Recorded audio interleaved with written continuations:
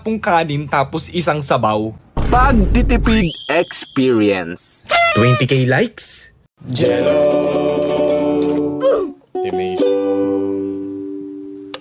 Oh, umabot din ba kayo sa punto na wala na kayong pera? Yung tipong ang tagal-tagal mong inipon tapos ang bilis lang mawala? Huwag ka nang mawala. At sa sobrang pagtitipid ko, ilang beses na rin akong naging buraot. Naaalala ko nga noong high school pa ako Yung lunch ko, chichirya lang. O di kaya, pag talagang nagutom, kanin lang. Tapos manghihingi na lang ako ng sabaw sa kantin. Pero minsan, pag inaatake sila ng pagka-Pilipino nila at nagdadamot ng sabaw, kailangan ko na ng plan B. Which is magbaon ng dilata. Oo, alam ko, masama yung laging dilata. Wala akong choice Tapos ang ginagawa ko para di ako maumay sa dilata nakikipag-trade ako ng ulam sa mga tropa ko. Oy pre, trade tayo ulam. Sige pre, ito adobo. Ano ba ulam mo? Ito pre, lata sentura de tuna. Uy, tunog sosyal Ano ba yan? Ito, delata. Hala, na-disappoint si Ferson. Pero pag talagang natsyempoan, naubos na yung mga stock naming delata sa bahay, no choice ako, kundi bumili ng cup noodles. Hehe. Kasi ang baon ko noon ay nasa 120. At dahil kailangan ko pa mag-tricycle, umaabot ng 40 balikan. So may 80 petot na lang ako. Tapos ang pagkain namin sa kantin, naglalaro sa 45 to 55 petot. Yung mga 55 petot, yung petot. At dahil nabubulol na ako, let me introduce to you ang Genshin Impact. Ang Genshin Impact ay isang open world game na pwede mong laruin mapa PlayStation 4 and 5, iOS, Android ka man o kahit sa PC pa. Wow! Pwede laruin dito? Oo naman yes! There are numerous mysteries and experiences waiting for you in Genshin Impact. At meron ding cute na spirit guide who will lead you on this amazing adventure. Wow! Marami ding characters na may malupit na powers and cool weapons that you can use and experience. Wow! Wow ka ng wow Sige nga, ikaw mag-explain dito. Genshin Impact is also offering co-op mode where you can team up with your friends, fight together, and get cool rewards together. Wow! By the way, Genshin Impact is releasing new update which is yung V3.5, The Windbloom's Breath. Wow! You can unlock new playable characters like Dia and Mika with compelling skills and cool powers. Si Dia ay isang 5-star pyro character. She looks stunning in her blazing eyes but you should never mess up with her.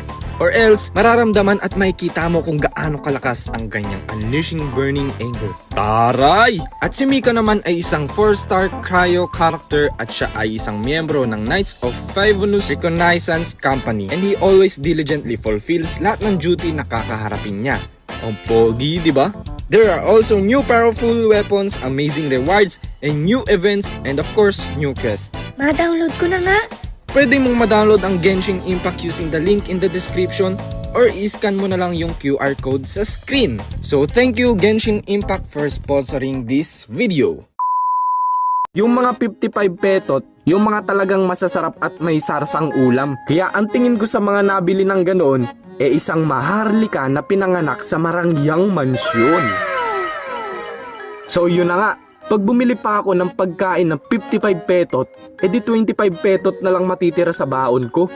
Putik, buti sana kung walang ambagan May ambagan sa group, may ambagan sa project, may ambagan sa Teacher's Day kahit masungit teacher nyo, ambagan sa Christmas party kahit di maganda yung mga palaro, tapos di pa masasarap yung mga pagkain.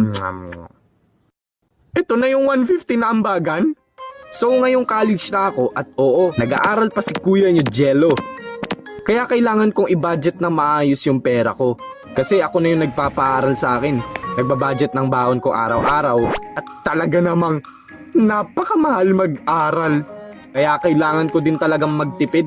Kasi baka makita nyo na lang ako bigla sa tabi-tabi habang nag-a-animate ng kalokohan. Pero minsan talaga hindi natin may iwasang magutom, mag-crave, maakit sa mga mababangong fast food sa ating mga dinadaanan.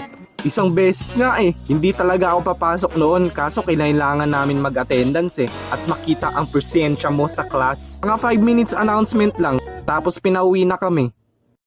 Sayang pamasahe, di ba? Di ba?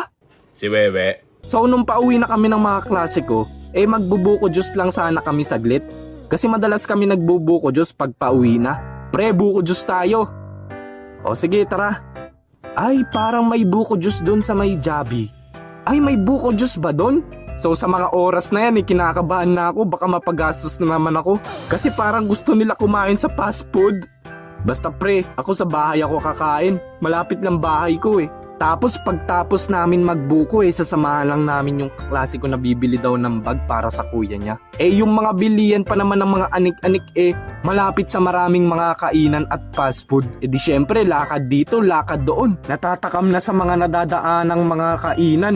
Kasi pasado alas 12 na din yun Kaya kada singot mo talaga doon ang bango, amoy gastos. Pre, eto tara na, nakabili na ako ng bag. O tara sa Jabi. Tara. O tara na. Ay potek pre. Ayoko talagang gumastos. Kasi pre, ang dami ko ng gastos last month pre. Ang dami kong binigyan ng regalo. Ang dami ko pinamaskuhan. Ni wala nga akong regalo sa sarili ko Tapos ako pang gumagastos sa pag-aaral ko. Hindi na talaga ako pwede magumastos pre.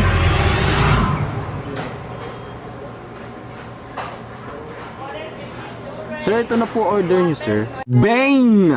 Napagastos pa rin talaga ako, mga pre. Well, naandun naman na ako kaya in-enjoy ko na lang yung pagkain. Pero hindi naman sa lahat ng oras nagtitipid ako. May mga oras lang talaga na dapat disiplinado ka sa pag-spend ng pera mo. Lalo't kung may mga responsibilities ka. Okay lang naman i-enjoy kung ano yung pinaghirapan mo. Pero sabi nga nila, di ba? Spend wisely. Jello, may Shopee ka na naman?